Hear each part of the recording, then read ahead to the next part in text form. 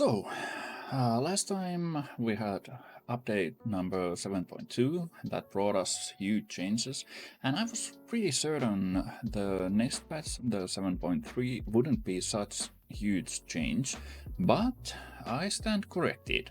Okay, as usual, the two biggest changes that are brought in this patch have risen the most controversy, but let's see what is it all about. The test servers will receive their patch on June 10th and live servers week later. So usual cycle there, but we have already the patch notes available, which is, I think it's great. We know what to expect from it. So, what's happening? The vehicles, when you shoot them, they won't explode straight away. There will be 5-second timer for it to blow. Usually, currently, when you shoot vehicle while it's driving, when it reaches 0 hit points, it just explodes, killing everyone inside. Now there's 5-second delay for you to stop and exit and hope that you'll survive the situation. Okay, not all are in favor of this change, and I can understand. It has been real nice when you can just blow up whole team in car. We have done it many times with our squad, but from players' perspective, when you get blown up in the car, it tends to feel so salty. So I'm all for this change.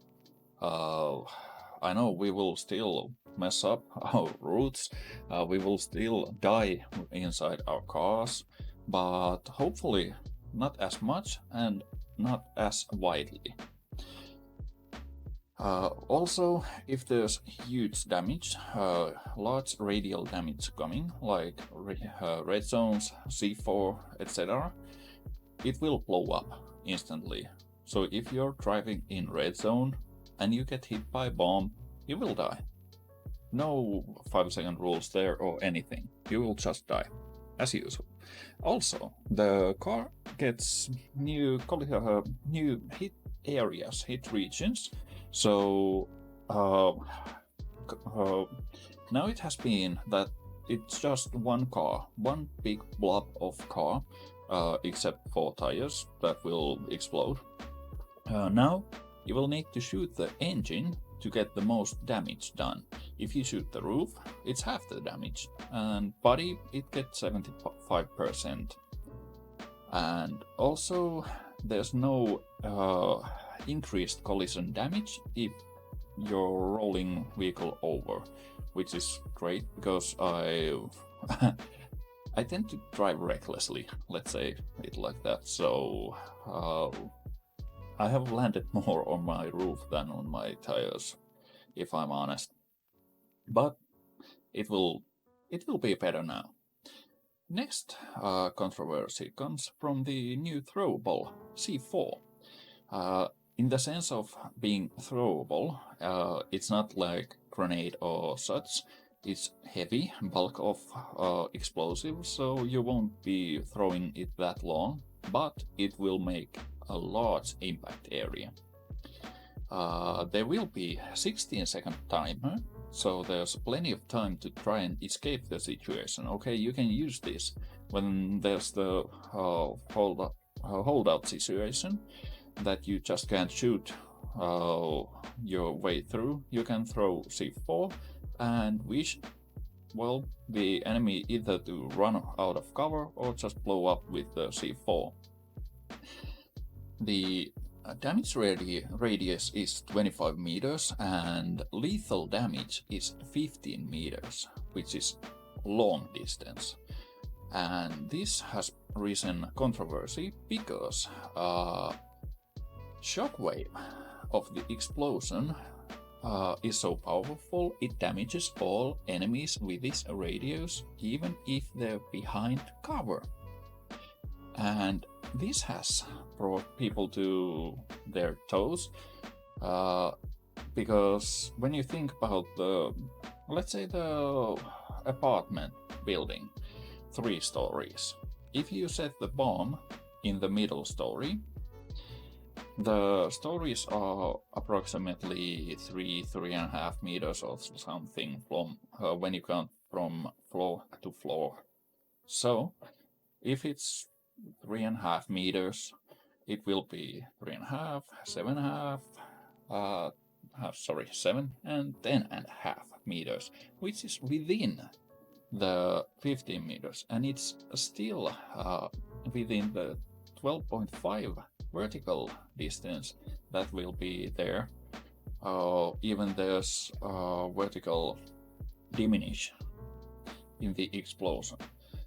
So this would mean that one bomb could wipe out whole building, but the wording says behind cover.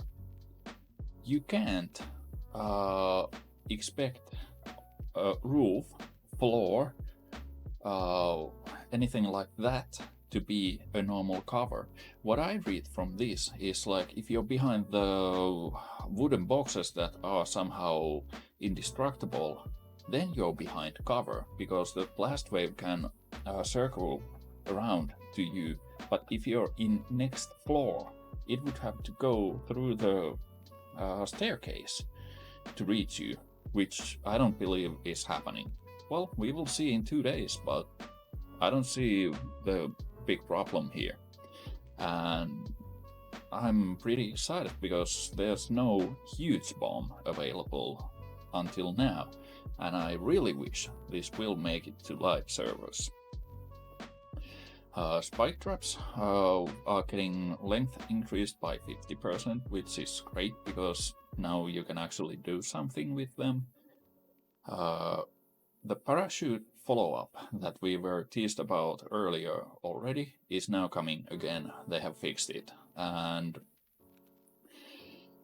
I'm really happy because usually when we play squads we are landing around same region. Okay, we don't land usually on the same building, but this will make it easier for everyone else to follow just the leader, kind of like in Apex, so it's good. One thing I'm really happy is esports getting its own tab. What I've read, people were quite worried that this is just for the duration of PCS, but I don't think so, because this is Esports Tab now, so it should indicate that they are trying to build the highly requested Esports Tab within the menu, and if that's the case, nice. Because esports, it's still running there, it's still going on, but the promotion for it has been so small. Usually it has been like when you're in the play tab, it has been like small window here and that's it, and it even gets displaced by patch notes, survey and everything. That's like 4 things rolling over there in small window, and esports is only one, so it has gotten only small view, and it has been quite honestly rubbish. But now if this will be the next thing they are doing for a long period, that they are trying to build esports tab to actually work within the game, then the esports scene shall receive actual use, actual views. So let's hope. And of course there's become challenge that you can get nice new skins for weapons, just like last time. And then Weekendy, my love. The trains are getting better. They will run longer routes, and they are slightly adjust also with the train lines. What this means is that you don't have to hop in and hop off at every station to switch over to next train, but you will get a longer route within one train, which makes it easier for you when the areas hard shift. And hopefully I'll get my gaming pals to also ride the trains more actively now. There's also the signals coming that will indicate arriving and departing trains, so you will know better when you need to run for your train, and you won't be taken by so much surprise when train arrives at the platform. There's some small additional things done to the map layout, and DMRs are slightly being increased. There's no number available, but I hope it will be visible, because DMRs have been really absent on the map lately. Then there's some UI fixes. Network statics are getting new place, and what else was there? The third mission track is now being available in the Coldfront Survival Pass, and ranked mode. The current season will run up until July 22nd, and then we'll get new season. So it will be renewing itself. So if you grind yourself to Silver 2 this season, well, no worries, you will start again next season. And let's hope to do better. I'm currently sitting at Silver 2 myself. I'm trying to get myself to Gold, but no guarantees on that. And then there's some custom match observing improvements. I haven't used that tool myself, but what I've heard, it has been bugged for a long time, so I really hope this will at least address some of those problems.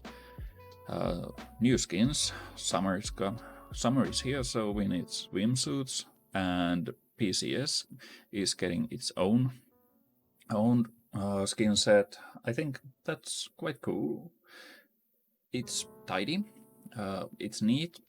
Okay, it doesn't have any explosive features. It's not for showing off. It's for you to be sporty, I would say. And then there's some bug fixes. Always good thing, and well, I'm pretty happy in a way that the bug fixes list isn't that long. It tells us the game is doing fine. There aren't that many critical problems. So I think all in all, this is great addition for the new season for the PUBG, and I'm really hoping, really waiting for the day after tomorrow when the season patch lands on the PTS, so I can test it hands-on. I will be tweeting about my experiences, of course, like usual, and let's hope that everything goes fine and we will see the new car mechanics, new C4 in live servers on 17th. So, thank you, see ya.